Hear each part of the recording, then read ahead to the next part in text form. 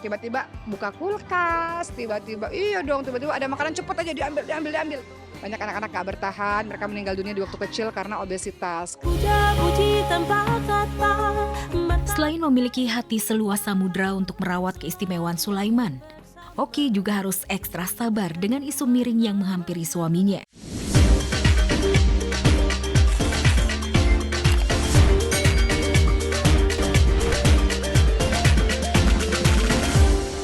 Di Celeb On News untuk update kabar terbaru dan paling hot di mana lagi kalau bukan di MNC TV, rumahnya seleb. Dan selanjutnya pemirsa, ada Ria Ricis nih yang katanya pengen ikut-ikutan selebritis yang lain tuh. Operasi plastik sampai ke Korea. Aduh Cis, ngapain dah? Kan udah cantik juga, natural itu lebih baik ya kan ya. Makanya nih katanya nih habis ibadah umroh, Icis itu akan langsung tancap gas pemirsa ke Korea. Ngomong-ngomong, di sana janjian nggak sih sama calon bojo? Itu loh Mas Evan Cis, Mas Evan.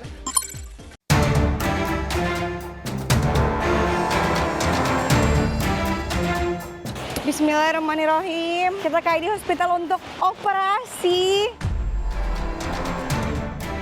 Karena pipi aku ketembeman. Ria Ricis kembali jadi sorotan warganet lewat unggahan terbarunya di media sosial. Ricis yang tengah berada di Korea mengunggah foto wajahnya yang tertutup perban. Sontak saja warganet penasaran dan menduga jika ibu Moana itu telah melakukan operasi plastik di negeri ginseng itu. Alih-alih meluruskan, Ricis justru memberikan jawaban yang tak terduga. Bismillahirrahmanirrahim. Kita kayak di hospital untuk operasi.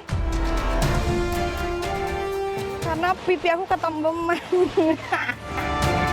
Di hospital itu tempat buat kita tindakan dah. Sampai nggak perlu naik taksi, nggak perlu naik angkot, nggak perlu naik ojek. Mana aku pakai sandal hotel. Hujan ketuker nih payung hotel semua nih.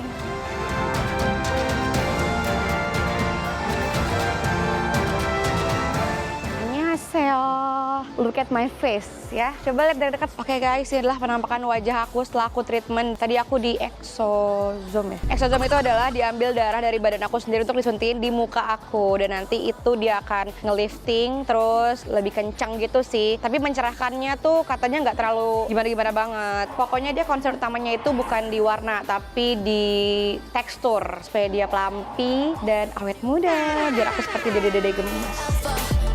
Ya, rupanya Ricis bukan melakukan oplas seperti dugaan warganet, tetapi hanya menjalani treatment exosome di wajahnya agar kulitnya makin kencang dan awet muda. Tak heran usai treatment Ricis bisa langsung jalan-jalan dan makan baby octopus kesukaannya. Tak ada bengkak sama sekali di wajahnya. Ingat ya, ini bukan operasi plastik, bukan plastik surgery, tapi ini treatment. Karena gak ada yang berubah dari muka aku, guys. Tada! Baby octopus. Bismillahirrahmanirrahim, kita berdoa dulu.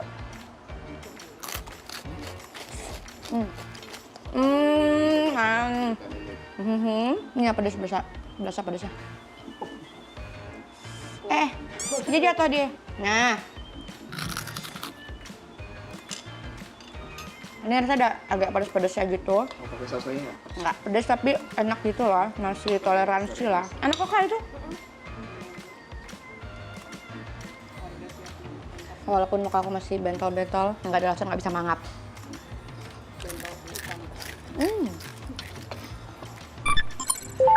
3, 4, 5. Ayam, tutup, sapa, siap, yuk.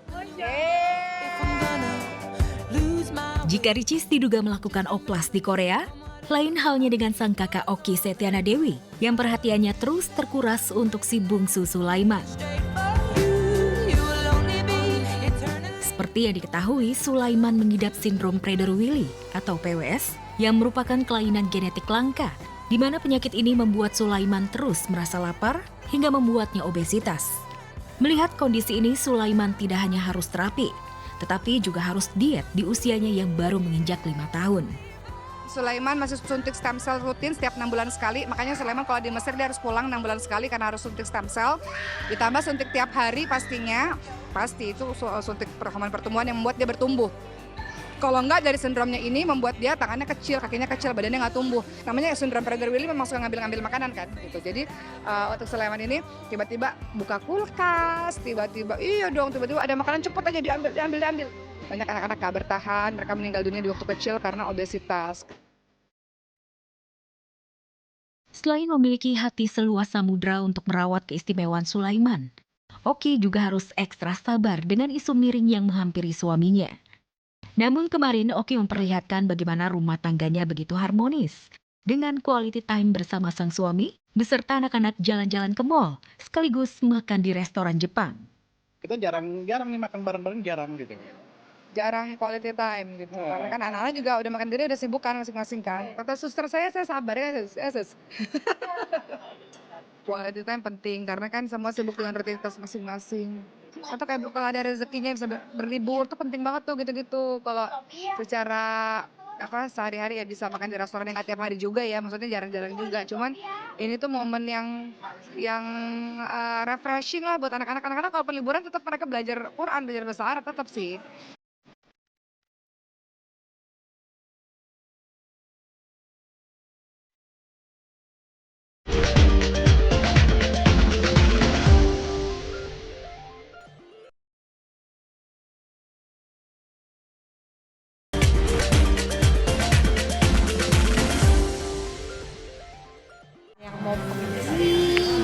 Dia mau jadi warga negara Singapura, lu mau jadi Cina Singapura, ha? Nanti ntar gue ngomongnya how are you,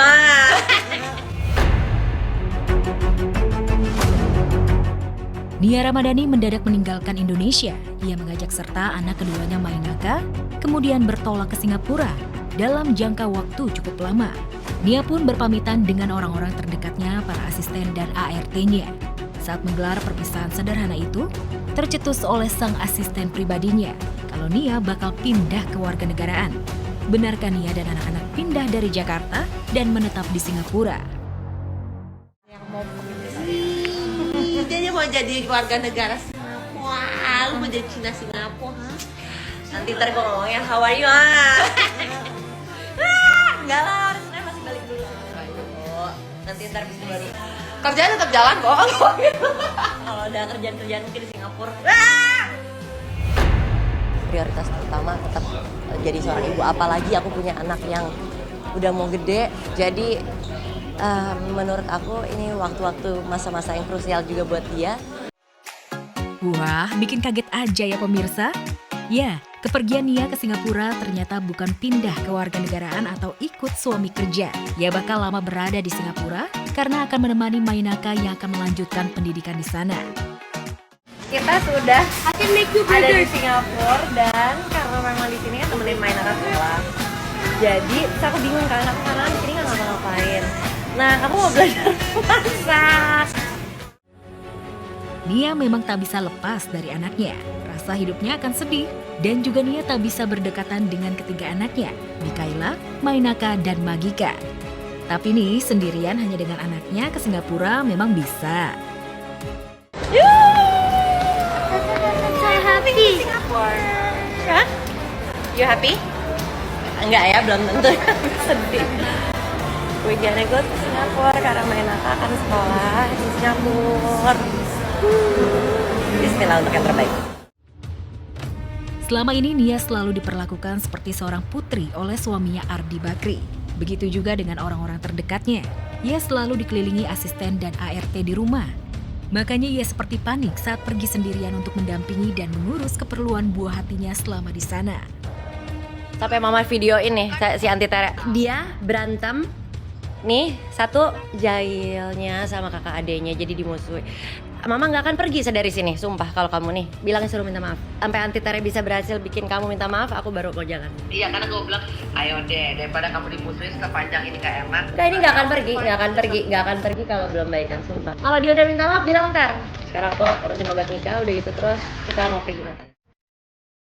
Saking dekatnya dengan sang anak, bahkan sang putri sematawayangnya Mikaela pergi ke luar negeri untuk mengikuti acara klub sepak bola Manchester Inggris tanpa ditemani selama beberapa minggu ke depan.